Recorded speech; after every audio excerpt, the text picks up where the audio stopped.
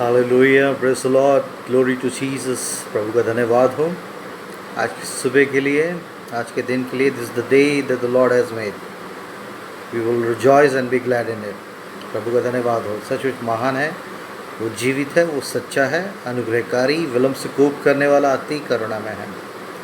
Wish you very very blessed Sunday.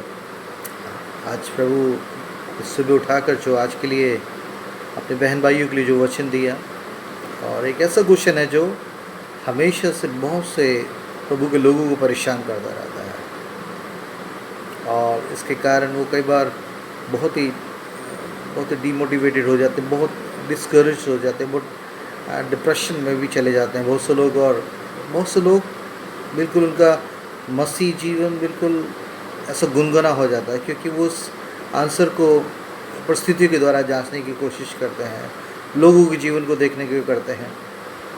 तो मगर परमेश्वर का धन्यवाद, आज की सुबह परमेश्वर ने इस खास बर्निंग इशू, बर्निंग क्वेश्चन को मेरे आत्मा में डाला, ताकि मैं अपने बहन भाइयों के साथ शेयर कर सकूं, जो कि हर एक विश्वासी, हर एक जो परमेश्वर के साथ धार्मिकता में जीवन बिताना चाहता है, उसके जीवन में ये क्वेश्चन ज़रूर उठता है। कोई ऐसा शख्स हो ही नहीं सकता जिसके जीवन में ये अलग क्वेश्चन ना उठा हो। और ये जनरेशन टू जनरेशन परमेश्वर के लोगों को ये क्वेश्चन परेशान करता रहा, मगर परमेश्वर की हजूरी में जाकर और परमेश्वर के आत्मा ने जब उनसे बातचीत किया, उन्हें इन चीज़ों का आंसर मिला।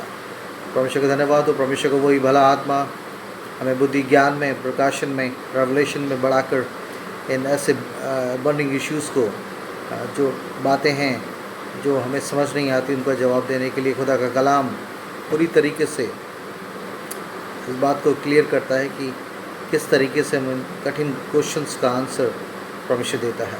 जब हम उससे प्रार्थना करते हैं, जैसे कठिन बातें जो हमें समझ नहीं आती, परमेश्वर का आत्मा हमें सिखाता है, हमारे आत्मा में, हमारे विवेक में वो शांति, वो तसल्ली, वो इत्मीनान देता है, जो उसकी सिर्फ परमेश्वर दे सकता है। Hallelujah, thank you Jesus. तो आज जो खास सवाल जो हर एक मसीह और एक मसीह के साथ अच्छे धार्मिकता या संसार में एक धार्मिकता का जीवन बिताना चाहता है, हर एक उस शख्स के दिमाग में ये क्वेश्चन आता है, why good thing happen, why good thing happen with the bad people. ये बात बहुत लोगों को, मसीह और विश्वासियों को, धर्मी लोगों को परेशान करती है कि why good thing happen with bad people. बुरे लोगों के साथ अच्छी चीज़ें क्यों होती हैं, और अच्छे लोगों के साथ बुरी चीज़ें क्यों होती हैं। Why bad thing happen with good people and why bad thing happen with the good people? ये बहुत ही ज्वलंत क्वेश्चन है, सवाल है, जो हर एक मसीह के जहन में उठता है, और बहुत ज़रूरी है कि इसको मैं और आप समय रहते ठीक कर लें। नहीं तो बहुत से लोग को इस आंसर को, बहुत से लोग समझ नहीं पाते, उत्तर उन्हें नहीं मिल पाता, क्योंकि वो परिस्थितियों में, मैंने बताया, और लोगों के अपने अनुभवों से इन चीज़ों को सीखने की कोशिश में है। अगर परमेश्वर का धन्यवाद हो कि परमेश्वर का वचन हर सवाल का जवाब देता है, और हमें हमको सिखाता है कि किस तरीके से हम बेहतर तरीके से इसी पतित, इस फॉलन वर्ल्ड में एक मसीह और एक धार्मिकता का जीवन जी सकते हैं, क्योंकि वो धर्मी परमेश्वर खुद, जिसने अपने पुत्र यीशु मसीह की लहू के द्वारा धार्मिकता दी है, और हमें जिसने एक अच्छा काम हमारे अंदर शुरू करा है, उसको पूरा करने की भी सामर्थ्य रखता है। मगर इस स्पिरिचुअल जर्नी में बहुत बार ऐसे क्वेश्चंस जो हमारे जहन से आगे टकराते हैं, और बहुत से लोग उन सवालों के सही तरीके से जवाब ना पाने के कारण बहुत ही डिस्करेज हो जाते हैं, बहुत ही ज़्यादा हतोत्साहित हो जाते हैं, टूट जाते हैं, बिखर जाते हैं बहुत से लोग मसीह के साथ उस पैशन से, उसी ज़ील से चलने की, उन बातों में इतने धीमे, इतने हल्के पड़ जाते हैं। मगर परमेश्वर नहीं चाहता कि मेरा आप, जिसने एक अच्छा काम तुम्हारे अंदर शुरू करा है, उसको हम इस तरीके से ल्यूकवार्मनेस, गुनगुनेपन से करें। और इसलिए आज की सुबह परमेश्वर ने ये सवाल का जवाब देने के लिए आत्मा में सिखाया, ताकि हम लोग खुदा की रूह से सीख सकें, क्योंकि पवित्र आत्मा से बेहतर कोई टीचर, कोई शिक्षक नहीं है। इसलिए परमेश्वर का धन्यवाद हो कि परमेश्वर चाहता है कि मैं और आप परमेश्वर से सीखें। तो जैसे मैंने बताया कि बहुत से लोगों के पास, मसीह लोगों के साथ, धर्मी लोगों के साथ ये क्वेश्चन उनके दिमाग में उठता है कि दुष्ट लोग क्यों प्रॉस्पर होते हैं, क्यों सफल होते हैं, अगर खुदा हमारे साथ है, खुदा हमारे को आशीषित कर रहा है, तो आशीष देने वाला खुदा हमारे साथ है, तो बनस्बत हमारे दुष्ट लोग ज़्यादा सफल हो रहे हैं, वो ज़्यादा प्रॉस्पर हो रहे हैं, सक्सेस हो रहे हैं। तो इस बात का जवाब परमेश्वर के वचन में हम देखेंगे, क्योंकि परमेश्वर का वचन ही एक सही मिरर है जो हमें सही चीज़ों को बिल्कुल क्लियर करके दिखाता है। ये आपको मिलेगा भजन संहिता 73, और इसको आसाफ का भजन कहते हैं। ये दाऊद की जो परमेश्वर के तंबू में, परमेश्वर के मंदिर में, जो भवन में जो आराधना करने वाले लोगों का कॉर लीडर के रूप में है, और उसने बहुत से भजन लिखे हैं। आप भजन संहिता में देखेंगे बहुत से भजन आसाफ के द्वारा लिखे गए हैं। दाऊद ने भी लिखे हैं, कोरा ने भी लिखे हैं। और मगर परमेश्वर का ये खास दास जो खुदा की हजूरी में रहने के बावजूद भी, खुदा की हमद और सिताइश कर रहा है, उसके बावजूद भी ये बर्निंग क्वेश्चन इसके दिमाग को परेशान कर रहे हैं। और वो आसाफ अपने भजन में ही अपनी इस वेदना को, अपनी इस पीड़ा को परमेश्वर के सामने उड़ेल रहा है। और इसको आप पढ़ेंगे भजन संहिता उसको 73 और उसकी 3rd वर्स में लिखा है, क्योंकि जब मैं दुष्टों का कुशल देखता था, जब मैं दुष्टों का कुशल देखता था, तब उन घमंडियों के विषय ढहा करता था। आप सोचिए कि परमेश्वर की हजूरी में है, वर्शिप लीडर है, उसके बावजूद भी ये आदमी एक अजीब सी अशांति में, बेचैनी में है, छटपटाहट में है, और इसके आत्मा में सच्ची शांति नहीं है। क्योंकि ये जब दुष्ट लोगों की तरफ देखता था, क्योंकि जब मैं दुष्टों का कुशल देखता था, दुष्टों को देखते नहीं था, उनको बहुत कुशल में देखता था, उनको बहुत बेहतर स्थिति में देखता था, बहुत प्रॉस्पर, सक्सेसफुल और सफल स्थिति में देखकर तब उन घमंडियों के विषय ढहा करता था। एक तो वो दुष्ट लोग हैं और उसके साथ साथ घमंडी भी हैं। जबकि इस शख्स को मालूम है कि खुदा कलाम में लिखा परमेश्वर यहोवा सम्मान के घमंडियों से घृणा करता है। फिर उसको इस बात परेशान कर रही है, क्योंकि जब मैं दुष्टों का कुशल देखता था और उन घमंडियों के विषय ढहा करता था कि प्रभु मैं तेरे खौफ में चल रहा हूँ और तेरे साथ जीना चाहता हूँ, मगर बनस्बत वो दुनियावी, वो शारीरिक आशीषें और बरकतों की जिसको लोग समझते हैं बरकत, वो उस कंपैरिजन में, उस तुलना करने में मैं कहीं नहीं ठहरता। लिखा जब मैं दुष्टों का कुशल देखता था, तब उन घमंडियों के विषय ढहा करता था। इंग्लिश में बड़ा अच्छा लिखा, for I was envious of the arrogant. For I was envious of the arrogant when I saw the prosperity of the wicked. When I saw the prosperity of the wicked, I was so envious about them. They're very arrogant people, very boastful people. Still, they're very prosper. When I saw the prosperity of the wicked, दुष्ट लोगों को मैं बड़ा prosper होता हुआ देखता था। और ये बात इस शख्स को खुदा की हजूरी में रहने के बावजूद भी परेशान कर रही है, क्योंकि ये खुदा की स्तुति तो कर रहा है, उसका धन्यवाद तो कर रहा है, मगर ये परमेश्वर को नज़दीकी से, उस पर्सन इनकाउंटर में, उस रिलेशनशिप में किस हद पे है। क्योंकि आज बहुत से मसीह लोगों के साथ ऐसे ही है, और बहुत से लोग मेरे पास भी आते हैं, भाई समझ नहीं आता, देखो हम सच्चाई से जीना चाह रहे हैं और परमेश्वर के साथ भय में जीना चाह रहे हैं, और हमारे साथ तो इतने सालों से ये परिस्थिति है, और आर्थिक रूप से भी हमारी तंगी इस तरीके से है। बल्कि दुष्ट लोग वो 1 2 का 4 करते हैं, झूठ फरेब और हर तरीके की ट्रिकी लोग हैं, वो लोग सफल हैं भाई। फंस जी, ऐसे वो लोग क्यों सफल हैं, वो कितने सरफराज हो रहे हैं, वो क्यों कितने प्रॉस्पर हो रहे हैं। तो मैं उन्हें यही परमेश्वर के वचन से सिखाता कोशिश करता हूँ, और परमेश्वर का आत्मा उनसे बातचीत करता है और उन चीज़ का आंसर मिलता है। तो मैं ये बर्निंग क्वेश्चन के साथ आज परमेश्वर मुझसे, आप से, मेरे बहन भाई, आप सबों से बातचीत करना चाहता है, क्योंकि एक समय पे ये बातें मुझे भी परेशान करती रही, जब तक कि मैंने परमेश्वर के वचन में और उसके नज़दीकी में जाकर इस चीज़ों को समझने की कोशिश नहीं करी। और तब परमेश्वर ने अजीब सी इत्मीनान और शांति से भरा, जो कि प्रॉस्पर कहने वाले या बड़े सफल लोगों के जीवन में नहीं है। वो परमेश्वर के निकट आनंद की भरपूरी है, वो हेवनली जॉय, वो पीस, वो आनंद, वो सिर्फ परमेश्वर की हजूरी में है। और आप देख रहे हैं इस समय, इस पैंडेमिक के समय में बहुत से बिलियनियर, मिलियनियर लोग, करोड़पति, अरबोपति लोग, दुनियावी रूप से बड़े सरफराज लोग, बड़े फेम में मशहूर लोग, इस विपत्तियों को सहन करने की स्थिति, इन आपदाओं को सहन करने की स्थिति में नहीं रहे, और जिन्होंने अपने जीवन को ही ख़त्म कर लिया, बुरी तरीके से ख़त्म कर लिया, क्योंकि उनके पास आंसर नहीं था। इस अशांति के इस सुनामीज़ को वो बर्दाश्त नहीं कर पाए और उसके फ्लो में बह गए, और बहुत से लोगों ने अपने जीवन को सुसाइड कर लिया। और बहुत से जवान ऐसे ऐसे मोटिवेशनल स्पीकर जो दूसरों को मोटिवेट करते थे कि मसीह के दुनियावी रूप से कैसे प्रॉस्पर होना है और कैसे पॉजिटिव थिंकिंग करनी है, सारे उनकी पॉजिटिव थिंकिंग, उनका दुनियावी शारीरिक माइंडसेट जो उन्हें बनाने की कोशिश में था, मगर स्पिरिचुअल बैकअप ना होने के कारण। देखा, मैं अपनी यीशु मसीह ने कहा मैं अपनी शांति तुम्हें दिए जाता हूँ, जैसे दुनिया देती वैसे नहीं। वो शांति उनके पास नहीं थी, और स्पिरिचुअल बैकअप, वो रूहानी शांति उनके पास नहीं थी, परमेश्वर की शांति नहीं थी, और वो दुनियावी चीज़ों में शांति और उन चीज़ों से अपने दुनियावी बुद्धि समझ को लगाकर उन चीज़ों को बैलेंस या स्टेबल करने की कोशिश में थे। मगर दुष्ट चोरी करने, नाश करने और घात करने आता है, उनकी शांति को चुराया, उनकी हेल्थ को चुराया और उनके जीवन को घात कर दिया। और परमेश्वर का धन्यवाद हो कि परमेश्वर मुझे और आपको, अपने बेटी को चीज़ों को समझाने की कोशिश में हैं कि हम अपनी तुलना संसारिक लोगों से जब भी करेंगे तो एक बड़ा कन्फ्यूज़न, एक बड़ा गड़बड़ी की आत्मा हम में काम करेगा। Our God is not a God of confusion. देखा, उसने गड़बड़ी का आत्मा नहीं, परमेश्वर गड़बड़ी का परमेश्वर नहीं है। इसकी बातें सीधी और सरल है। अगर सीधी सरल दिमाग से परमेश्वर के तरीके से हम सीखने की कोशिश करेंगे तो यकीनन परमेश्वर मुझे और आपको जवाब देगा। और आसाफ जैसा शख्स, इतना अच्छा वर्शिप लीडर, और जो खुदा के भवन में हम 227 की शुक्रगुजारी, उसको वर्शिप करने वाला शख्स भी इन बातों के कारण हताहत है, परेशान है। वो कह रहा है कि For I was envious of the arrogant when I saw the prosperity of the wicked. I was so envious. मैं जलन से, डाह से, क्रोध से, बड़बड़ाहट, झंझलाहट से भर गया हूँ, क्योंकि मैं उन दुष्ट लोगों का कुशल देखता हूँ। When I saw the prosperity of the wicked. Prosper हो रहे विकेट लोग, विकेट मतलब दुष्ट लोग, जिनके जीवन में परमेश्वर का भय है ही नहीं।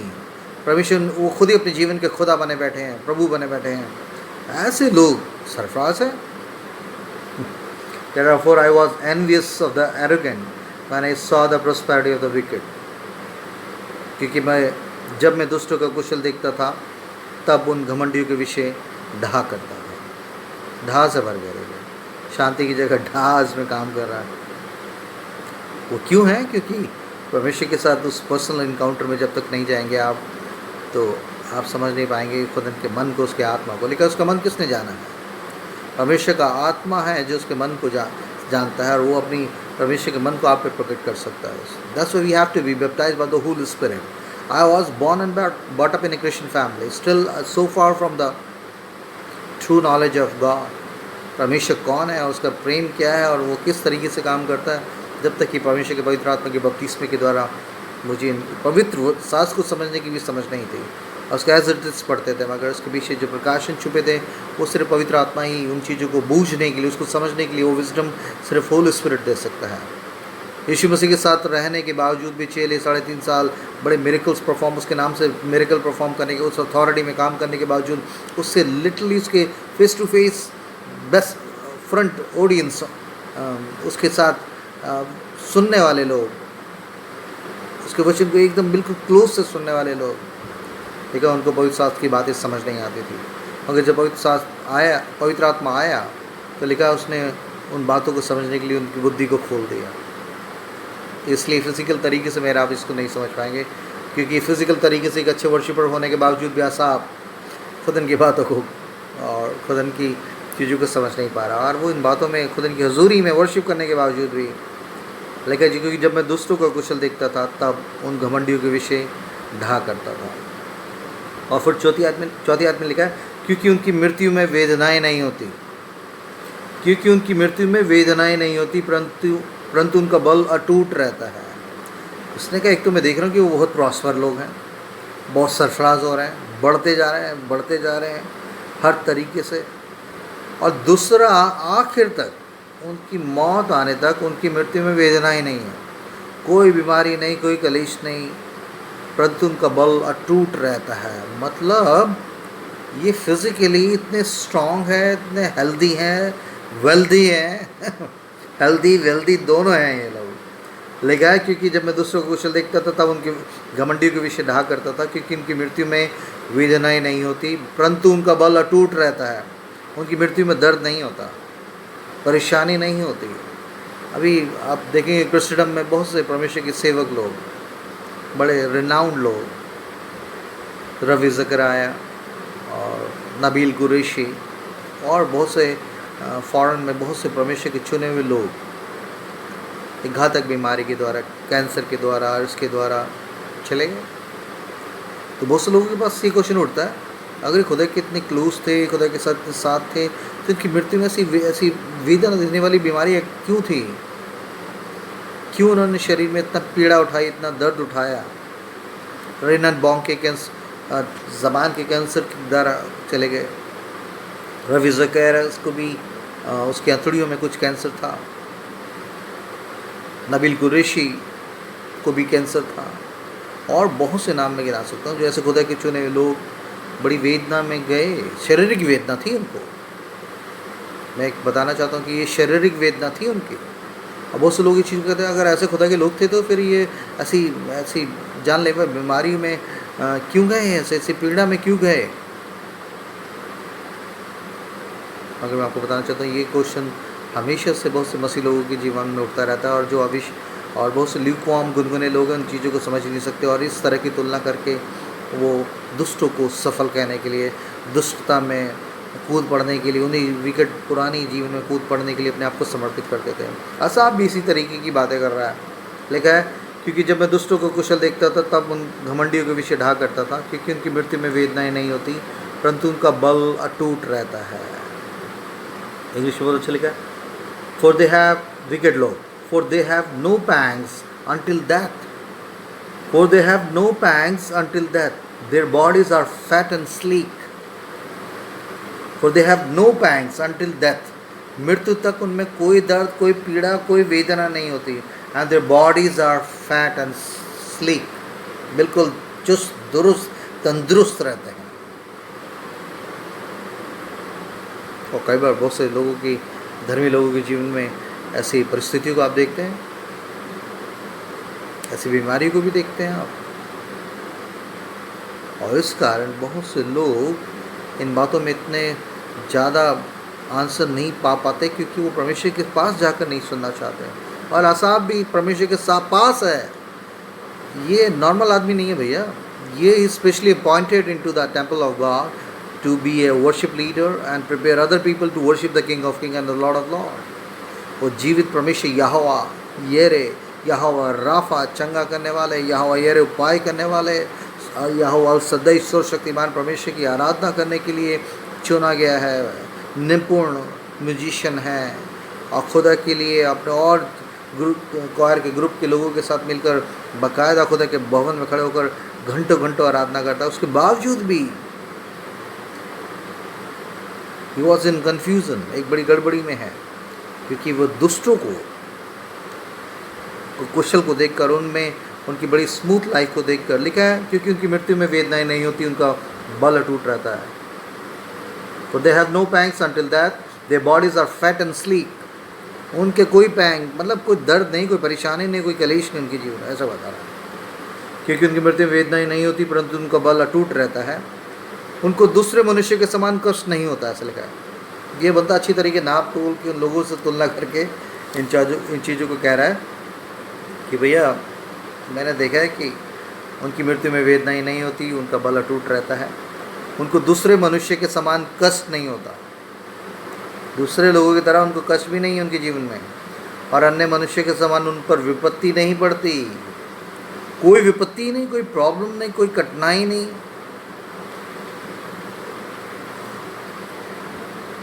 मगर ये बंदा समझ नहीं रहा है क्योंकि उसे मालूम नहीं है कि परमेश्वर के पीछे चलने के पीछे, क्योंकि बहुत से आजकल मसीह लोगों ने पिक एंड चूज़ कर रखा है अपने परमेश्वर के साथ अपने रिलेशनशिप में। अच्छी चीज़ें जो लग रही है ले ली और जो बाकी की चीज़ें उनको आउट ऑफ कंटेक्स्ट लेते हैं चीज़ों को, और बाकी पूरा वचन नहीं पढ़ते। जबकि खुदा के वचन में लिखा है थोड़ा परमेश्वर वचन यहाँ, थोड़ा यहाँ, थोड़ा यहाँ, अलग अलग तरीके से अलग अलग कंटेक्स्ट में और परिस्थितियों में वो चीज़ें लिखी गई ताकि overall we have to rightly dividing the word. तभी लिखा परमेश्वर के वचन को सही से इस्तेमाल करना जानता है। कई लोग एक आयत को पकड़ के उसको समझ रहे हैं कि उसी चीज़ों पे क्लेम कर रहे हैं और उनकी तरीके से वो चीज़ें जब नहीं हो रही तो आगे जानने की कोशिश नहीं कर रहे कि इसका आंसर क्या है। पर परमेश्वर वचन थोड़ा यहाँ थोड़ा वहाँ, आज्ञा पे आज्ञा, नियम पे नियम। तो इसलिए कई बहुत से लोग बड़ी दुविधा में और बड़े क्योस में, डायलेमा में पहुंच जाते हैं, क्योंकि वो लोग परमेश्वर के वचन को सही तरह समझते नहीं हैं। उसको सिर्फ शब्दिक अर्थ को समझ के किसी अच्छी जो उनके फ़ायदे वाली वर्ड्स को पकड़ लेते हैं और उसके बाद की आयतें क्या कह रही हैं उन्हें समझने के लिए उनको पास फुर्सत नहीं है। इसलिए उसी में गमगीन होकर अपने आप को टूटा और घायल और अकेला महसूस करते हैं। ये परमेश्वर की इच्छा नहीं है, मगर परमेश्वर चाहता है कि हम परमेश्वर के वचन को अच्छी तरीके से समझें, तब हम सही आंसर को, शांति को, इस इत्मीनान को पाएंगे जो सिर्फ परमेश्वर दे सकता है। हम लोग पढ़ते हैं साम 91:10 में लिखा है, बहुत से आप इस समय 91 इस पैंडेमिक के समय, इस कोरोना वायरस में बहुत से लोग साम 91 को क्लेम कर रहे हैं और कोई महामारी तेरे पास नहीं आएगी, और साम 91:10 में लिखा कोई विपत्ति तेरे तुझ पर ना पड़ेगी और ना कोई दुख तेरे डेरे के निकट आएगा।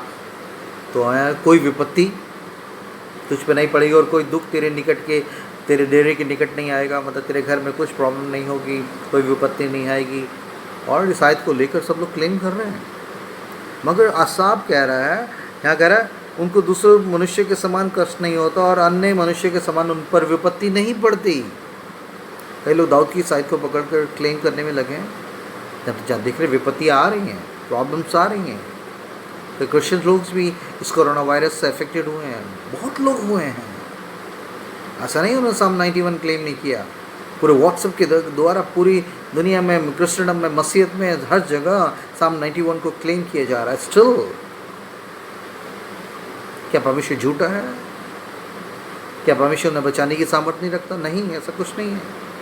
अगर परमेश्वर के साथ चलने की उस सारी परिस्थितियों में वो एक पोर्शन को लेकर अपने जीवन को यापन करना चाहते हैं, उसमें चलाना चाहते हैं। परमेश्वर ने प्रॉमिस किया और इसको उसके आगे क्या लिखा है?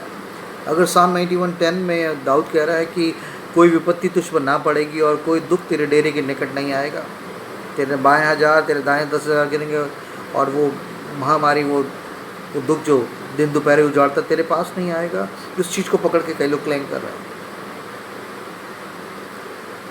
मगर यही दाऊद 34:19 में, साम उसका 34:19 में कहता है धर्मी पर बहुत सी विपत्तियाँ पड़ती हैं, मगर यहोवा उन सब में से उन्हें मुक्त करता है। ये भी इसी धर्मी परमेश्वर के साथ चलने वाले, उसके उस स्पिरिचुअल जर्नी में जाने वाले इसी शख्स की अगर आप साम 91:10 पढ़ेंगे तो उसमें लिखा कोई विपत्ति तुझ पर नहीं पड़ेगी। पर यही शख्स कह रहा है 34:19 में धर्मी पर बहुत सी विपत्तियाँ पड़ती तो हैं, मगर यहोवा उन सब में से उन्हें मुक्त करता है। तो अगर आपने सिर्फ यही पढ़ लिया कि कोई विपत्ति नहीं पड़ेगी तो कोई विपत्ति नहीं पड़ेगी, मगर ये शख्स ये भी तो बात को कह रहा है कि धर्मी पर बहुत सी विपत्तियाँ पड़ती हैं, मगर यहोवा उन सब में से उन्हें मुक्त करता है। यीशु मसीह ने खुद कहा अगर आप धार्मिकता के साथ परमेश्वर को नींव बनाकर उसके वचन को गहरे में खोद कर उसके साथ चलने के लिए, धार्मिकता में जीने के लिए तैयार है, तो लिखा है दोनों घर पर। और वो जो आदमी वचन को सुनकर मानता नहीं है, जो रेत के घरों में बना रहा है, रेत पे घर बना रहा है, बालू पे घर बना रहा है, यीशु मसीह ने कहा दोनों घरों पर आकर चोटें लगी, बाढ़ें आए, थपेड़े आई, आंधियाँ लगी। तो ये बात आप जान लें कि आप केयर फ्री और प्रॉब्लम फ्री लाइफ जीने के लिए यीशु मसीह ने कहीं नहीं कहा कि आपके जीवन में कोई विपत्ति नहीं आएगी, कोई प्रॉब्लम नहीं आएगी और प्रॉब्लम फ्री लाइफ आपकी होगी, बस मस्ती और होगी। और यीशु मसीह ने कहा मैं आया तुम्हारा आनंद पूरा हो जाए तो आनंदित रहेंगे। नहीं, ऐसा नहीं है। वचन को हमें सही तरीके से समझना है। कई लोगों ने पिक एंड चूज़ की तरह, मैं बार बार कह रहा हूँ कि उन्हें कुछ आयतें ले ली, हाँ ये प्रभु ने कहा है, उसके आगे क्या कह रहा है? विपत्ति नहीं आएगी। तो परमेश्वर वचन इस चीज़ को कहता है कि हमें इन सब बातों में से, दुखों में से गुजरना पड़ेगा। हमें इन बातों में से गुजरना पड़ेगा। जब तक इस संसार में हैं, मुझे और आपको इस पेन में से, इस पैंग्स में से, इस प्रॉब्लम में से, कठिनाइयों में से, विपत्ति में से गुजरना पड़ेगा। मगर हाँ, परमेश्वर का ये वादा बिल्कुल सच्चा है कि धर्मी पर बहुत सी विपत्तियाँ पड़ती तो है, मगर यहाँ वो उन सब में से उन्हें मुक्त करता है। तो ये असाफ इसी चीज़ को कंपेयर कर रहा है कि उन पर तो विपत्ति पड़ नहीं रही। और बहुत से लोगों के लिए तो बहुत ही बर्निंग क्वेश्चन हो जाता है कि वो अपने आप को कंपेयर करते हैं कि प्रभु हम तेरे साथ जीना चाह रहे हैं, हमारे साथ दुख परेशानियाँ विपत्तियाँ आ रही हैं, और दूसरे लोग जो तुझे नहीं जानते और जो अपनी मस्ती में हैं और कोई खौफ नहीं किसी चीज़ का, उनके जीवन में कुछ नहीं है, उनके जीवन में कुछ नहीं है। तो मैं आपको बताना चाहता हूँ कि हमें परमेश्वर वचन को बिल्कुल सही तालमेल में पढ़ना है। अगर साम 91:10 में लिखा है कि कोई विपत्ति तुझ पर ना पड़ेगी या कोई दुख तेरे डेरे के निकट नहीं आएगा, तो वही भजन संहिता लिखने वाला, परमेश्वर के साथ उस अनुभव में लिखने वाला शख्स साम 34:19 में लिखता है धर्मी पर बहुत सी विपत्तियाँ पड़ती हैं। आप दाऊद की जीवन को देख लें, लोग उसके अभिषेक की बातें को कहते हैं और उसके साथ उसके राज्य की, उसकी विजय को बातें करते हैं, मगर उसके जीवन बहुत से उतार चढ़ाव, बहुत से पीड़ा में से, बहुत से दर्द, बहुत से अकेलेपन में से, ऐसी दुखों में से गुजरा है जिसकी बयान वो बराबर करता है। मगर उसके बावजूद परमेश्वर के छुटकारे, उसके डिलीवरेंस की गवाहियों के साथ वो जीवंत तरीके से एक विश्वासयुक्त में अपनी आंखें बंद करके सोया। तो अगर बहुत से लोग जो ऐसे प्रीशर जो लोगों को इस तरीके के सबज बाग दिखा रहे हैं, मैं बता रहा हूँ कि आप बहुत जल्दी टूट के बिखर जाएंगे, क्योंकि परमेश्वर का वचन सही तरीके से पढ़ें। परमेश्वर कभी भी आपको इस झूठा दिलासा दे नहीं रहा। यीशु मसीह ने खुद कहा इस संसार में कलेश होता है, मतलब इस संसार में कलेश होगा, प्रॉब्लम्स है, विपत्तियाँ हैं और सब तरीके के अटैक्स आपके होंगे, फिजिकली, मेंटली, इमोशनली, फाइनेंशियली, हर तरह के कलेशों में से, अटैक्स में से आप जाएंगे। लेकिन यीशु मसीह ने कहा इस संसार में कलेश होता है, मतलब कलेश हट नहीं जाएंगे, आपके जीवन की विपत्ति हट नहीं जाएंगी। ये यीशु मसीह ऐसा झूठा वायदा नहीं कर रहा है, यीशु मसीह के लिटरली वर्ड है। मगर हाँ, वो इस बात का जरूर वादा कर रहा है कि इस संसार में कलेश होता है, और जब तक इस संसार में रहेंगे कलेशों में से गुजरना पड़ेगा।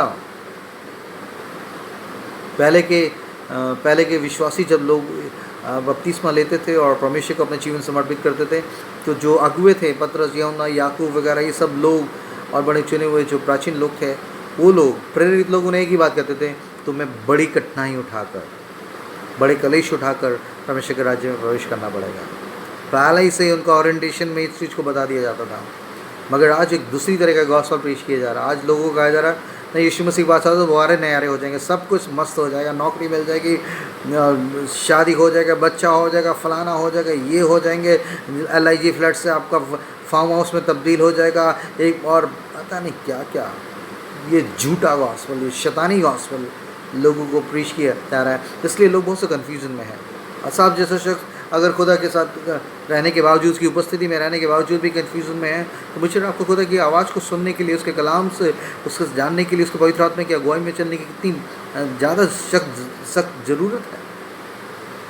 वो मेरी और आपकी मदद करे। इसलिए इस बात को जान लें कि विपत्ति आएंगी आपके ऊपर, विपत्ति से तो आपका आम इनकाउंटर होगा ही होगा। मगर हाँ, परमेश्वर इस बात को ज़रूर वादा करता है कि उन विपत्तियों में से निकालने की सामर्थ्य खुदा के पास है।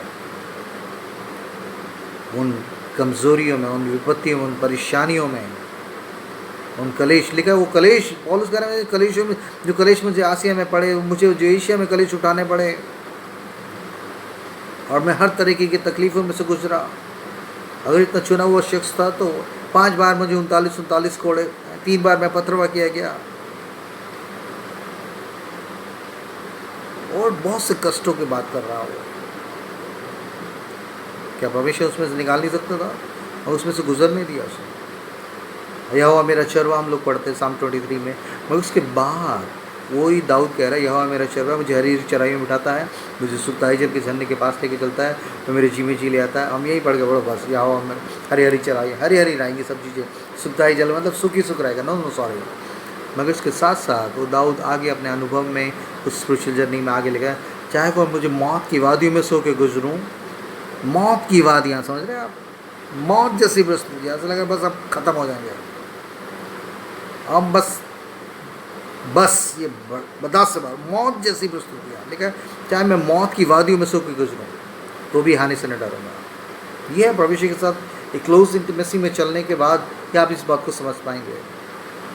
तो मौत की वादियाँ भी आएंगी आपके पास, मृत्यु की तराई में से होकर जाएंगे आप। तराई मतलब कुछ समझ नहीं आ रहा, आगे आज कुछ नहीं दिख रहा है,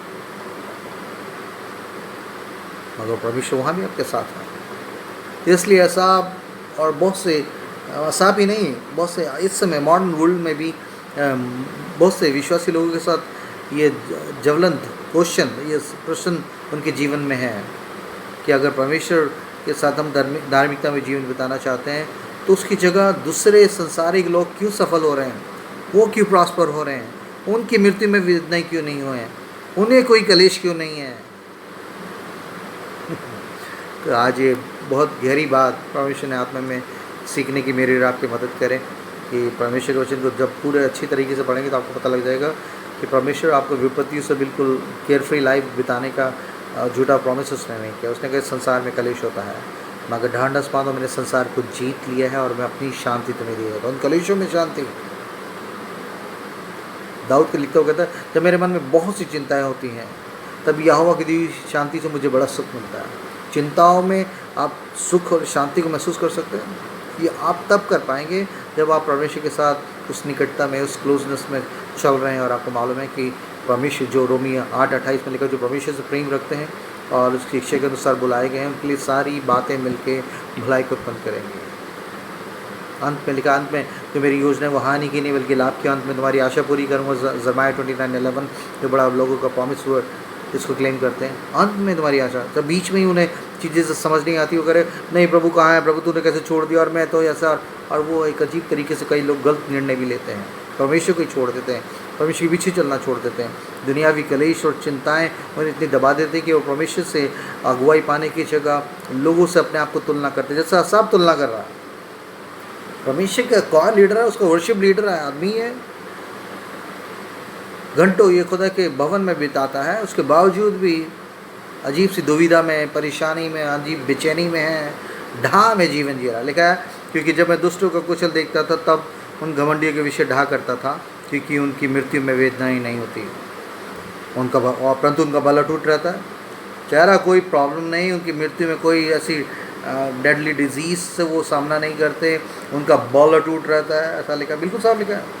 तो they have no pangs until death, मृत्यु तक उनके पास ऐसी कोई चीज़ें नहीं। They bodies are fat and sleek, उनकी बिल्कुल चुस्त दुरुस्त रहते हैं वो लोग। उनको दूसरे मनुष्य के समान कष्ट नहीं होता। हम लोग कष्ट भोग रहे हैं, तेरे बच्चे हैं और हम लोग कष्ट भोग रहे हैं, परंतु उनको दूसरे मनुष्य के समान कष्ट नहीं होता और अन्य मनुष्य के समान उन पर विपत्ति नहीं बढ़ती। विपत्ति ही नहीं बढ़ रही है दुष्ट लोगों पर। आप कह रहे ये क्या हो रहा प्रभु? परमेश्वर से कहते धर्मी प्रभु से विपत्तियाँ पड़ती तो हैं। ये बात को जान लें कि आपको विपत्ति पड़ेगी। आपके पर विपत्ति क्यों पड़ रही पता? आप क्यों ऐसे ऐसी परेशानियों का इनकाउंटर करते हैं? पता क्यों? क्योंकि परमेश्वर ने इस संसार में से आपको अलग कर दिया है। आप उस शैतानी किंगडम से बाहर निकाल कर परमेश्वर के बेटे बेटियाँ हेवनली किंगडम के वारिस बन गए हैं। और इसलिए जब तक आप शरीर में यहाँ पर है, वो शैतानी ये किंगडम जिस लिखा इस संसार का सरदार आता है, उसमें मेरा कुछ नहीं। तो आपकी ग्रेटेस्ट एनिमी आपको वही पुराना फ्लैश और वो संसार, वो ये शैतान, ये तीनों मिल के आपको तोड़ने के लिए ऐसी कोशिश करेंगे। मगर परमेश्वर ने ये भी वादा किया जो तुम में है उससे बहुत समर्थी है जो संसार में है। तो जब उन कष्टों में अगर आप परमेश्वर की तरफ नहीं ताक रहे, परमेश्वर से अगुवाई, उससे मोटिवेशन, इंकरेजमेंट और सामर्थ्य को नहीं पा रहे, तो आप बहुत जल्दी उन चीज़ों के सामने घुटने टेक कर पुराने जीवन की तरफ लौटने की बात करेंगे। क्योंकि आपको वचन मालूम नहीं है। इस वचन के वही वचन ही मेरे सुखमूल मेरे मंत्री हैं। तेरे वचन के द्वारा तेरा दास चिल्लाया जाता है। तेरा वचन मेरे पाँव के लिए दीपक, मार्ग के लिए उजाला। जब हमें कुछ समझ नहीं आ रहा, हमारे लिए रोशनी का काम करेगा। तेरे वचनों के खुलने से प्रकाश होता है। Your life will be enlighten.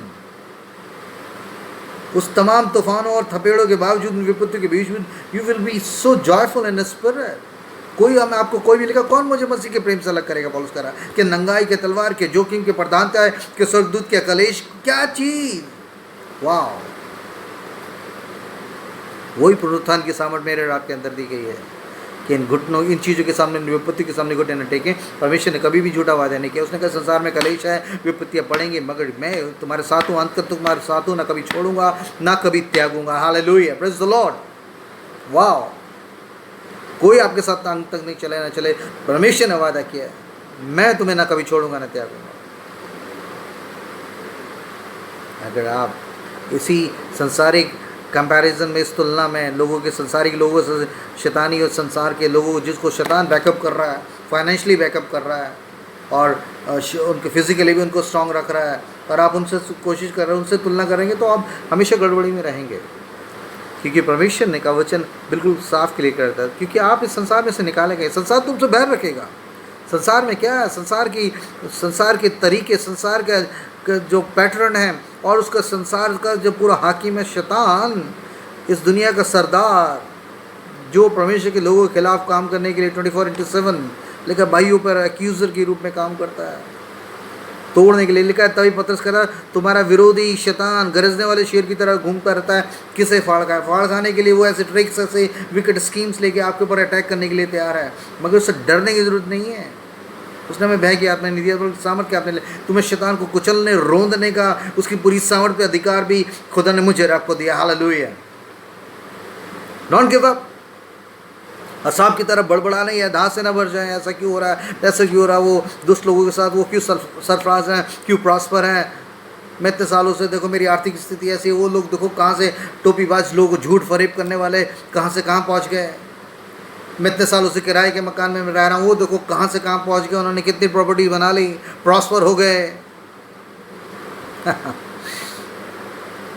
मगर आसाद के साथ भी यही बहुत सी ऐसी क्वेश्चन ऐसे थे जो मेरे आपके दिमाग में भी उठते हैं, यकीनन उठते होंगे, मगर जब तक आप खुदा की नज़दीक में नहीं जाएंगे इन बातों को समझ नहीं पाएंगे। देखा, क्योंकि जब मैं दूसरों का कुशल देखता था तब उन घमंडियों के विषय ढहा करता था, परंतु उनकी मृत्यु में वेदनाएं नहीं होती, उनका बल अटूट रहता है, उनको दूसरे मनुष्य के समान कष्ट नहीं होता और अन्य मनुष्य के समान उन पर विपत्ति नहीं बढ़ती। अरे हम पे इतनी विपत्ति बढ़ रही है भैया, बहुत से लोग, है ना, लिखा है। और इस कारण अहंकार उनके गले का हार बना है, उनका ओढ़ना उपद्रव है, उनकी आंखें चर्बी से झलकती हैं, उनके मन में भावनाएं उमड़ती हैं। देखा, उनका इस कारण अहंकार उनके गले का हार बना हुआ है। देखा, therefore pride is their necklace, violence covers them as a garment। वो वायलेंस और हर तरह की गंदी तरीके और वो चीज़ें उनके कपड़े का ओढ़ना बन गया है। And therefore pride is their necklace, घमंड का ऐसी चेनें पहने हुए हैं, मतलब घमंड जैसे नेकलेस की तरह से चिपका हुआ है। उस लोगों को मैंने देखा, अरे यार क्या तुम खुदा खुदा करते रहते हैं, बताओ। हम देखो इतने दुआ नहीं करते, बंद की नहीं, ना फास्टिंग, ना कुछ, ना प्रचार, हम तुमसे बेहतर हैं यार। हरिसन भाई तुमसे बेहतर है, हम इतने खुदा प्रश्न नहीं है अपने आप को कहते हैं। कुछ लोग ऐसे ही कहते, क्या है तुम्हारे पास है, हमें देखो, हम इतने खुदा खुदा नहीं करते भैया, फिर भी बहुत मस्ती में, खूब मस्ती कर रहे, खाए पी रहे, मस्त रह रहे हैं, देखो तुम है। ऐसी तुलना करते हैं। शैतान ऐसे लोगों के द्वारा, ऐसे संसारिक मसीहों के द्वारा भी आपको तोड़ने की कोशिश करेगा। क्या है तुम्हारे पास है, हमें देखो आर्थिक रूप से, हमारी स्थिति देखो, हमारा घर देखो, तुम्हारा घर देखो, तुम्हारा टू व्हीलर देखो, हमारी परमेश्वर का धन्यवाद हो कि परमेश्वर अपने बच्चों को, लिखा है संतोष सहित भक्ति बड़ी कमाई है। वो संतोष उनमें नहीं है, इसलिए वो 1 2 का 4 करके, टिकड़में बाजी करके, टोपीबाजी करके आपसे बहुत आगे निकल जाएंगे। और आज साहब कह रहा है कि वो बहुत सफल हो गए हैं, they are so prosper and उसकी और दुनियावी प्रॉस्पेरिटी उनको घमंड से, उनके गले का नेकलेस बन गई है। घमंड से बोलेंगे वो आपको और तोड़ेंगे अपनी बातों से। और असाप इस बात से बहुत ही घायल है, लेकिन इस कारण अहंकार उनके गले का हार बना है उसका, और उनका ओढ़ना उपद्रव है।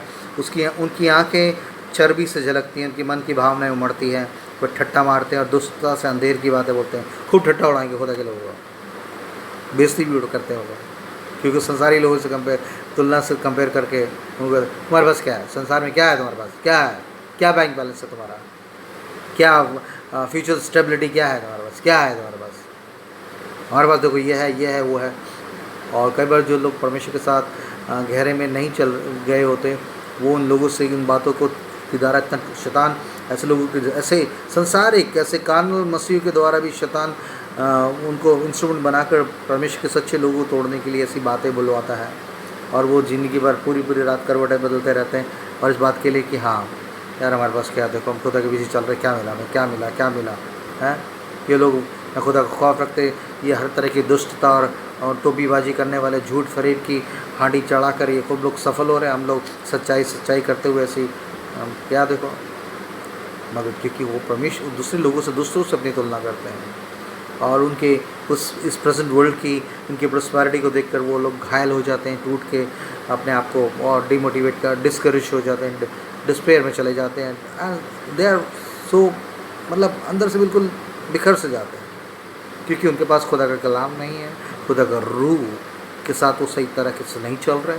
और असाब भी देखिए खुदा की हजूरी में रहते हुए भी ऐसी बातें बोल रहा है, कह रहा है घमंड उनके गले का हार बना है, उनका ओढ़ना उपद्रव, उनकी आंखें चर्बी से झलकती हैं, उनके मन की भावनाएं उमड़ती हैं, वो ठट्टा मारते और दुष्टता से अंधेर की बातें बोलते हैं, वे डींग मारते हैं। डींगे मारने वाले श्लोक मिल जाएंगे। वे मानव स्वर्ग में बैठे हुए बोलते हैं और वे पृथ्वी में बोलते फिरते हैं, अपनी अपनी तारीफ, अपनी फेम, अपनी उन बातों का गुणगान करते फिरते हो। तुम्हारे पास क्या है यार? क्या तुम धर्मी धर्मी अपने आप को कह रहे हैं, राइचियस कह रहे हैं? हम नहीं है भैया इतने धर्मी धर्मी, मगर फिर भी हम तो भैया जहाँ जाते हैं वो जाते, जहाँ घूमना चाहते हैं हम, और बड़ी बरकत हमें दी हुई है, बड़ी बरकतें हमारे पास है। उस चीज़ों को बरकतें कह रहे हैं, इस दुनियावी प्रॉस्पेरिटी को, संसारिक संपत्ति को, इस चीज़ों को बरकत कह रहे हैं। मगर परमेश्वर का देखना ऐसा नहीं है। तभी यीशु मसीह ने कहा किसी आदमी का जीवन उसकी संपत्ति की बहुतायत से नहीं होता, कि वो किस चीज़ को पोजेस कर रहा है, यहाँ पर क्या क्या मिल गया और क्या कुछ नहीं। वो आत्म धन जो अंदर से अमीर है, तभी उसके वो भी यीशु मसीह भी से, तो उसके चेले भी इस तरीके से परिस्थितियों में से, आर्थिक चीज़ों और दूसरी कलेशों में से, परेशानियों में से गुजरे, मगर कोई उनके आनंद को चुरा नहीं पाया। तभी तो पतरस यूहन्ना कहता है सोना चांदी तो हमारे पास है नहीं भैया, यीशु मसीह के नाम से उठ खड़ा हो। तो मेरे आपके पास जो धन, जो दौलत है, लिखा है वो परमेश्वर ने अपना सामर्थ्य, अपना वो दौलत इन मिट्टी के बर्तनों में रखा है। और ये मिट्टी के बर्तन, जो सच्चे मिट्टी के बर्तन है, वो जानते हैं कि nothing, we are not going to gain anything in this world. ये संसार हमारा है नहीं, संसार की चीज़ों में मन लगाना, परमेश्वर से बैर रखना है। मगर जो लोग, जिनको दूसरे झूठे सेवकों ने इन बातों के द्वारा ऐसे फैसिनेट करके या उनको प्रोवोक करके उनको बुलवा, ऐसे इस तरह से इनवाइट किया होगा, यीशु मसीह के पास आओ तुम्हारी अच्छी नौकरी है, ये हो जाएगा, वो हो जाएगा, सब अच्छा ही अच्छा, अच्छा ही अच्छा, अच्छा ही अच्छा। ऐसे लोग जब कलेश या विपत्ति और शैतान उस वचन को चुराने के लिए उनके जीवन में हर तरीके के थपेड़े और कलेशों को लाता है, तो वो टूट के बस कहते हैं हाँ पहले ही ठीक थे भाई हम। मगर परमेश्वर का धन्यवाद हो कि परमेश्वर ने जिसने उन्हें बुलाया है उनको वो स्थिर रखता है, उन कलेशों में स्थिर रहता है। ठीक है, जब तभी याकूब कहता है जब तुम नाना प्रकार के कलेशों में गुजरो तो उसको बड़ी आनंद की बात समझो, उन कलेशों में आनंद की बात समझो। उन कलेशों में आनंद उसी आदमी को महसूस होगा जो खुदा के साथ इंटीमेसी में, उस घनिष्ठता में चल रहा है। मुझे मालूम है यहाँ के कलेश उस बड़ी महिमा के सामने कुछ मायने नहीं रखते। और यहाँ के दोस्त लोग जो इसको बरकत कह रहे हैं, आशीष कह रहे हैं, ये कितनी क्षणभंगुर, कितना फ्राइजल और कितना खतरनाक डेडली एंड की तरफ जा रहे हैं वो लोग। ये सिर्फ खुदा के लोग समझ सकते हैं। लेकिन उनकी आँखें चर्बी से झलकती, उनके मन की भावनाएं उमड़ती हैं। वे ठट्ठा मारते और दुष्टता से अंधेर की बातें बोलते हैं। वे डींग मारते हैं, वे मानव स्वर्ग में बैठे हुए बोलते हैं और वे पृथ्वी में बोलते फिरते हैं। इसलिए उनकी प्रजा इधर लौट आएगी और उनको भरे हुए प्याले का जल मिलेगा। और इस तरीके से बातों को जब वो कर रहा था, धीरे धीरे उसकी आँखें खुलने लगी। और लिखा है उसकी बारी में लिखा है, देखो ये तो दुष्ट लोग हैं तो भी सदा आराम से रहकर धन संपत्ति बटोरते रहते हैं। धन संपत्ति आराम से लग्जरियस लाइफ जी रहे हैं, ओ तो मस्ती में। ये तो दुष्ट लोग हैं, दुष्ट विकेट लोग हैं। मैंने लिखा है दुष्ट लोगों को क्यों पता है कहाँ से बैकअप मिलता है? ऐसे नहीं, परमेश्वर के लोग भी फ्लरिश हैं, बहुत प्रॉस्पर हैं। मगर जो ज़्यादा दुष्ट लोग हैं, आप देख लीजिए, आप जितने बड़े बड़े वो लोग हैं, शैतान ने फुल तरीके से उनको हर तरीके का बैकअप कर रहा है, सोशली बैकअप कर रहा है, पॉलिटिकल बैकअप कर रहा है, फाइनेंशियल बैकअप कर रहा है, ताकि वो दुष्टता में ही मन लगा रहे हैं। वो कह रहे हैं यही जिंदगी है, खाओ पियो मस्त रहो। देखा, देखो ये तो दुष्ट लोग हैं। 73 की 12वीं आयत में पढ़ रहा हूँ। देखो ये तो दुष्ट लोग हैं तो भी सदा आराम से रहकर धन संपत्ति बटोरते रहते हैं। ये आदमी इतना कुंठित हो गया, इतना अंदर से टूट गया, यार मैं क्या फ़ायदा खुदा की स्तुति करने का, खुदा की महिमा करने का और खुदा के पीछे चलने का। और 13वीं आयत में तो वो टूट के कह रहा है, निश्चय मैंने अपने हृदय को व्यर्थ शुद्ध किया और अपने हाथों को निर्दोषता में धोया है। कह रहा है मैंने व्यर्थ किया। इंग्लिश में लिखा, all in when I have kept my heart clean and wash my hands in innocence. मैं खाली बिली वो चीज़ें करने की कोशिश में जो परमेश्वर को पसंद है, निर्दोषता में, पवित्रता में, सच्चाई में चलने। और ये दोस्त लोग देखो, behold these are the wicked, always at ease, they increase in riches, they always at ease, बड़े आराम में है। यो यार life is so easy, carefree, easy, जो चाहते मिल जाता भैया। हाँ देगा। यही प्रलोभन लेके, यही इनविटेशन लेके शैतान यीशु मसीह के पास आया, तो मुझे झुक कर सलाम कर ले, मेरी बातों से सहमत हो जाए, दंडवत कर ले। ये सारी संसार की पैसा, दौलत, शोहरत, ये सब चीज़ें जो ग्लोरियस ग्लैमरस चीज़ें हैं मुझे दी गई, मैं तुझे दे दूँगा। और आज बहुत से लोगों को जिसके सामने उसकी गंदी नीतियों से, कूटनीतियों से, उसकी विकेट स्कीम्स में कॉम्प्रोमाइज़ करके बैठे हैं, उन्हें फुल बैकअप कर रहा है। यीशु मसीह ने ऐसा उसके सामने दंडवत नहीं किया, और इसलिए खुदा के लोग भी दंडवत नहीं करेंगे उन गंदी नीतियों के सामने। मगर आसाप टूटा हुआ आखिर में कह रहा है, मैंने यार व्यर्थ में, लेकिन व्यर्थ में मैंने अपने हृदय को शुद्ध किया और अपने हाथों को निर्दोषता में धोया है, क्योंकि मैं दिन भर मार खाता आया हूँ, प्रति भोर को मेरी ताड़ना होती है। लेकिन all in vain I have kept my heart clean and washed my hands in innocence, for all the day long I have been stricken and rebuked every morning। कौन इसको रिब्यूक कर रहा है? खुदा का रूह उससे बार बार कह रहा है, नहीं ये नहीं करना। लेकिन धन्य जिसकी ताड़ना यहोवा करता है। नहीं मेरे बेटे ऐसा नहीं कर, दूसरों की तरह मत चल, दूसरों की तरह चाल मत चल, दूसरों की तरह बातें मत बोल, दुष्टता की बातें अपने मुंह से मत बोल, घमंड की बातें मत बोल। उनका घमंड उनके गले का नेकलेस हो सकता है, मगर तेरे मुंह से बड़ी बातें ना निकले, क्योंकि यहोवा घमंडी के सामने। तो परमेश्वर का आत्मा को एक स्पिरिचुअल वॉरफेयर में से जाते हैं खुदा के लोग, अंदर से उनका परमेश्वर का आत्मा नहीं, तू ऐसा नहीं कर सकता। उस संसारी लोगों की तरह, जिन्हें दुष्ट लोग जो बड़े सुभागी और बड़े मस्ती में, उनकी तरह जीवन जीने की कोशिश मत कर। पवित्रता में चल, निर्दोषता में चल, इसका फल अच्छा है। मतलब प्रति बार मेरी मार खाता, मेरी ताड़ना होती है। आत्मिक स्पिरिचुअल हंटर आपको रूहानी रूप से पढ़ते हैं कि आप डिसिप्लिन में रहें। Discipline mean right discipline lie according to the guidance of the Holy Spirit. और कह रहा है कि लिखा, यदि मैं और यदि मैंने कहा मैं ऐसा ही करूँगा, तो देख मैं तेरी संतान के साथ क्रूरता का व्यवहार करता। जब मैं सोचने लगा कि मैं इसे कैसे समझूँ, इतनी बड़ी समस्या है, अरे बड़ा बर्निंग इशू है, क्वेश्चन है मेरे लिए। जब मैं सोचने लगा, साहब कहने लगा कि जब मैं इसे कैसे समझूँ, तो ये मेरी दृष्टि में अति कठिन समस्या थी, जब तक कि मैंने ईश्वर के पवित्र स्थान में जाकर उन लोगों के परिणाम को ना सोचा। निश्चय तो उन्हें फिसलने वाले स्थानों में रखता है और गिराकर सत्यानाश कर देता है। आओ क्षण भर में कैसे उजड़ गए, वे मिट गए और घबराते घबराते नष्ट हो गए। जैसे जागने हारा स्वप्न को तुच्छ जानता है, वैसे ही प्रभु जब तू उठेगा तब उनको छाया सच समझकर तुच्छ जानेगा। मैं तो मन जब तू उठेगा, अभी बहुत सी चीज़ों का न्याय नहीं हो रहा है, जब उठेगा मतलब मैंने ये race for the true judgment, तब उन्हें हमेशा के लिए तुच्छ जानेगा। यहाँ बहुत से लोग सुभागी है, बहुत बढ़िया मस्ती, बहुत तुमसे अच्छा जीवन जी रहे हैं भाई, क्या तुम खुदा खुदा करते रहते हो। हमें देखो, और मैंने देखा अपने छोटे से जीवन में बहुत से लोग मेरे साथ के जो कहाँ से कहाँ पहुँच गए, और हम वो डाक के 3 बार मगर परमेश्वर का धन्यवाद हो कि परमेश्वर ने जो आनंद, जो शांति, जो इत्मीनान और वो उसके साथ चलने की वो जो हियाव दिया है। लेकिन आओ हम अनुग्रह के सिंहासन के पास हियाव से आए। हियाव तभी होगा आपको जब आप जानते कि दाऊद की तरह आप कहने पाएंगे, तू मुझे जांच कर जान लिया, तो तू मेरा उठना बैठना जानता है, मेरे ख्यालों को दूर से जान लेता है, मेरी ऐसी कोई बात नहीं जो तुझसे छुपी हुई है, इसलिए मैं तू जानता खुदा बात। इस तरह की बोल्डनेस और उसके साथ क्लोज रिलेशनशिप में चलने की बात है खुदा अपने लोगों से देखना चाहता है। लिखा है और लिखा है, मेरा मन तो कड़वा हो गया था और मेरा अंतकरण छिद गया था। मैं तो पशु सरीका था और समझता ना था, और तेरे संग रहकर भी पशु बन गया था।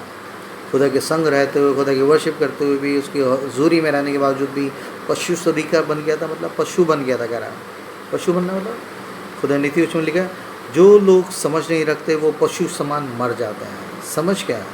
परमेश्वर का भय मानना ही बुद्धि का आरंभ है, और पवित्र परमेश्वर को जानना ही समझ है।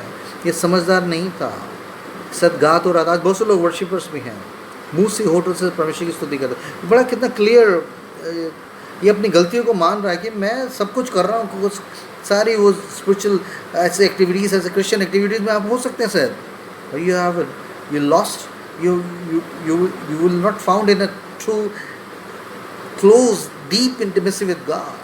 You're not abiding in His word. और इसलिए दुनियावी फियर, दुनियावी चीज़ों की जो रिफ्लेक्शंस हैं वो आपको परेशान कर रहे हैं, because you are not in close intimacy with God. साहब इस बात को गलती को छुपाए नहीं रखा रहा, मैं पशु मैं जानवरों की तरह व्यवहार करने लगा, मैंने जानवरों की तरह बातें सोचने लगी, मैं खुद तेरे प्रेम को समझा नहीं, तेरी बड़ी सॉवर्निटी को समझा नहीं, और मैं क्या देखो तेरे हुजूरी में रहते हुए तो लिखा है, मैं तो मेरा मन तो कड़वा हो गया था, मैं अंतकरण छिद गया था, मैं तो पशु सरीका था और समझता ना था, मैं तेरे संग रहकर भी पशु बन गया था। मैं आप भी कई बार ऐसी जानवरों वाली हरकतें, ऐसी बातें सोचते नहीं, जब खुदा की बातों को समझे बिना हम संसारी लोगों से अपने आप को कंपेयर करके, तुलना करके, और उस चीज़ का प्रभु तू कहाँ है, और देखो वो दुष्ट लोग हैं, वो उनके ऐसे कैसे सरफराज हो रहे हैं, प्रॉस्पर हो रहे हैं, उनका पैसा दौलत शौहरत, उनका बल शक्ति, मेरे साथ ऐसे क्यों चल रहा है, मेरे घर में ऐसे क्यों चल रहा है, मेरे बच्चों के साथ ऐसे क्यों चल रहा है, मेरे आर्थिक स्थिति में ऐसी स्थिति के लिए मेरे साथ बहुत सी शरीर में बहुत सी बीमारी चल रही है। अगर आप खुदा का वचन नहीं पढ़ते, उसके बाद क्या लिखा है, लिखा ये हमारा पृथ्वी शरीर का डेरा गिराया जाएगा, ये सब कुछ खत्म हो जाना, यहाँ कुछ भी नहीं बनना भैया, बचना। जब पौलुस लिखता कहता है कि हमारा ये बाहरी मनुष्य तो गल गल के गिरता जाता है, ख़त्म हो रहा है, मगर अंदर से आंतरिक मनुष्य तो में हम नया जड़ पकड़ते जाते हैं, नई खुशी में, नए इत्मीनान। तभी तो शरीर तमाम कष्टों में से वो ओवरकम हो गए, क्योंकि अंदर से उनका आत्मा खुदा के साथ इतना मुस्तैद था, इतना लाइव था, इतना रिवाइव था, इतनी इंटीमेसी में थी कि बाहर के कलेश उन्हें तोड़ नहीं पाए। मगर आसाफ उस तरह की इंटीमेसी में नहीं था। सदैव ये दाऊद के द्वारा अच्छा गायक होने के नाते, म्यूजिशियन होने के नाते अपॉइंट तो कर दिया गया था, my is totally not at all in a good intimacy with God. वो अच्छे रिलेशनशिप में नहीं था, इसलिए ऐसे क्वेश्चन से परेशान कर रहा था। बहुत से मसीह लोगों को भी शायद क्रिश्चियन फैमिली में पैदा होने के बावजूद भी, या चर्च की मेंबरशिप में होने के बावजूद भी, डीप इश्यूज़ को वो समझने की स्थिति में नहीं है, क्योंकि उनके पास परमेश्वर का वचन समझने के लिए उस भूख को, प्यास को, पवित्र आत्मा का अभिषेक नहीं है, और इसलिए वो दुनियावी लोगों से तुलना करके और अपने आप को घायल करते हैं, जैसा ऐसा आपने किया। मगर बाद में खुदा का शुक्र है कि इसकी आंखें खुली। लेकिन जब तक मैं पवित्र स्थान में जाकर मैंने देखा नहीं, उनकी हालत को देखा, और परमेश्वर ने उस रेवलेशन को प्रकाश में से दिया कि तू उन लोगों से कंपेयर कर रहा है, तो एक सेकेंड में वो उनको छाए की तरफ तुझ जानूँगा, मगर जो मेरा भय मानते हैं मैं उनके लिए भला हूँ। तो यही बात, यही नहीं, एक आयत और जो खुदा ने आज मुझे दी, मलाकी नबी, देखिए 35 से पहले सबसे आखिर नबी है, और वो क्या लिखता वो कह रहा है, देखिए वो खुदा के लोगों के बारे में उनकी आपसी बातचीत को सुन के उसको रिकॉर्ड करते हुए कह रहा है, और खुदा उससे क्या कह रहा है। देखिए मलाकी 3 बाब उसकी 13वीं आयत, बड़ी बरकत मिलेगी आपको। आज के जो वचन शायद आने वाले दिनों में आपको एक नई तरीके से मुस्तैद करने की कुव्वत देगा। उसके 3:13 में लिखा है, यहोवा ही कहता है कि तुमने मेरे विरुद्ध ढिठाई की बातें कही हैं। खुदा उनका आत्मा इसको अपने खुदा के लोगों के प्रति इस कंप्लेन को लिखवा रहा है। यहोवा ही कहता है कि तुमने मेरे विरुद्ध ढिठाई की बातें की हैं, 3:13 मलाकी। परंतु तुम पूछते हो हमने किस बात में, हमने तो तेरे, और परंतु तुम पूछते हो हमने तेरे विरुद्ध क्या कहा है। खुदा क्या कह रहा है उनसे, तुमने कहा है कि परमेश्वर की सेवा करना व्यर्थ है। हमने जो उसके बताए हुए कामों को पूरा किया और सेनाओं के यहोवा के डर के मारे शोक का पहरावा पहने हुए चले, इससे हमें क्या लाभ हुआ। आपसे हम अभिमानी लोगों को धन्य कहते हैं, क्योंकि दुराचारी तो सफल बन गए, परंतु वे परमेश्वर की परीक्षा करने में भी बच गए। ये भी मलाकी के और उस समय के भी खुदा के लोग इस बातों को, जैसा साफ इस बात क्वेश्चन को उठा रहा है, ये लोग भी कह रहे हैं खुदा की सेवा करने से क्या फ़ायदा है। देखो दुराचारी लोग, मतलब दुष्ट लोग, वो जैसा साफ कह रहा है दुष्ट लोग सफल हो गए, लेकिन क्योंकि दुराचारी तो सफल हो गए, वो प्रॉस्पर होते जा रहे हैं। वो खुदा की परीक्षा करके मुंह से कुछ भी कुफर बकताते हैं, खुदा के लोगों के लिए खुदा के ऊपर भी कोस डालते हैं, मगर परीक्षा उन्हें कुछ परीक्षा नहीं, कोई प्रॉब्लम नहीं, अब मस्ती। लिखा है हम तो उसके बताए हुए कामों को पूरा किया, हम उसके कामों को पूरा करने की कोशिश में सेनाओं के यहोवा के डर के मारे शोक का पहरावा पहने हुए चलते हैं। मतलब हम शोक अंदर से शोक करते रहते हैं, मन से एक अजीब सी वो लिखा, मुँह पर के शोक से मन सुधरता है। अंदर से बाहर से चीज़ें गमगीन करने वाली हो, मगर उसके अंदर से परमेश्वर का आनंद की सामर्थ बना हो। शोक मतलब वो शोक करते हैं कि प्रभु ये मुझसे क्यों हो गया, मैं कैसे गलत काम क्यों हो। अंदर से एक पश्चाताप, एक रिपेंटेंट, एक कंट्राइट स्पिरिट में वो चल रहे हैं। क्या इससे फ़ायदा क्या हुआ। देखो दुष्ट लोग तो बहुत प्रॉस्पर होकर मस्ती में जी रहे हैं, वो खुदा की परीक्षा करके भी बच गए। ये भी उसी तरह के ग्रुप के लोग हैं जो इस तरह की बातें कर रहे हैं।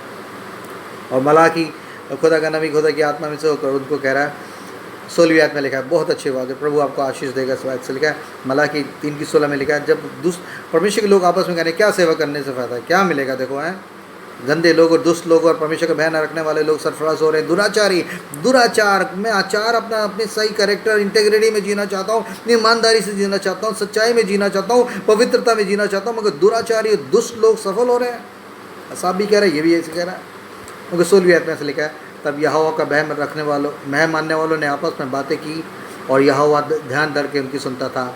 और जो यहोवा का भय मानते हैं, उसके नाम का सम्मान करते हैं, उनके याद के लिए, उनके स्मरण के निमित्त उसके सामने एक पुस्तक लिखी जाती थी। और सेनाओं को यहोवा ये कहता है, जो दिन मैंने ठहराया है उस दिन वे लोग वरन मेरे निज भाग कहलाएंगे, ठहरेंगे, और मैं उनसे ऐसी कोमलता करूँगा जैसे कोई अपनी सेवा करने वाले पुत्र से करे। तब तुम फिर कर धर्मी और दुष्ट का भेद, अर्थात जो परमेश्वर की सेवा करता है और जिसकी सेवा नहीं करता, इन दोनों का भेद पहचान पा सकोगे। अभी शायद हमें समझ नहीं आ रहा, हमें ऐसा लग रहा हम तो फेलियर हो गए इस दुनिया में, कुछ भी नहीं है। क्या मिला? देखो, प्रभु की सेवा, खुदा के खौफ में चलना है, शोक का पहरावा, तो बुरी चीज़ों से बचते हुए, निर्दोषता से हाथ धोते हुए। दुराचारी लोग तो मस्त हैं, सफल हो रहे हैं, और खुदा कह रहा है, खुदा उनकी बातों को सुन रहा था। उसने कहा, मेरे लोगों से कह दे, जो तुम कहते हो ना कि यहोवा की सेवा करने व्यर्थ है और उससे क्या मिलेगा, और दूसरे लोग, संसारिक लोग, शैतानी लोग कितने सफल हो रहे हैं और संसारिक लोग कैसे बढ़ गए हैं। मैं तुम्हें बता रहा हूँ कि एक समय न्याय होगा तुम्हारी यादगार में, जो तुम मेरे खौफ में मेरी आज्ञाओं को पूरा करते चले, जब किताबें खोली जाएंगी और मैं इस चीज़ का न्याय दूंगा। और मैं दिखाऊंगा कि जो मेरी सेवा करता है उसको मैं अपने निज पुत्र की तरह उसको अपने गले से लगा कर उसका इस्तेमाल करूंगा, उसको अप्रिशिएट करूंगा, और उसको वो आशीषित करूँगा, उसको प्राइज़ दूंगा, उसको रिवॉर्ड दूंगा। मगर जो खुदा की सेवा नहीं करता, खुदा के खौफ में नहीं चलता, उन दोनों के भेद तब तुम उस जजमेंट के समय जानोगे। इसलिए मेरे बहन भाई, अगर आप भी दूसरे लोगों से तुलना कर कर इस तरह के क्वेश्चन से अपने आप को घायल कर रहे हैं, तो मैं समझता हूँ कि आज खुदा का रूह आपकी मदद करें कि आपको जाने कि आपके लिए यहाँ के इस बड़े हल्के से कलेश, यहाँ का पक्षपात, यहाँ का लोगों का, दुनियावी लोगों का सफल होना आपको उस बड़ी मीरास से, उस बड़ी महिमा से वंचित ना कर दे। यहाँ की विपत्तियाँ आपको उस बड़ी महिमा से, उस बड़ी ताज से वंचित ना कर दे। जो अंत तक धीरज धरे रहेगा उसी का उद्धार होगा। अब अपना धीरज ना खोएं, डोंट गिव अप। उन दुनियावी संसारी लोगों को सफल होते हुए देख के उनसे तुलना करके अपने आप को घायल ना करें, अपने आप को शोकित ना करें। परमेश्वर के पास एक बड़ा प्रतिफल है और यकीनन परमेश्वर आपको आशीषित करेगा। God bless you all. आमीन।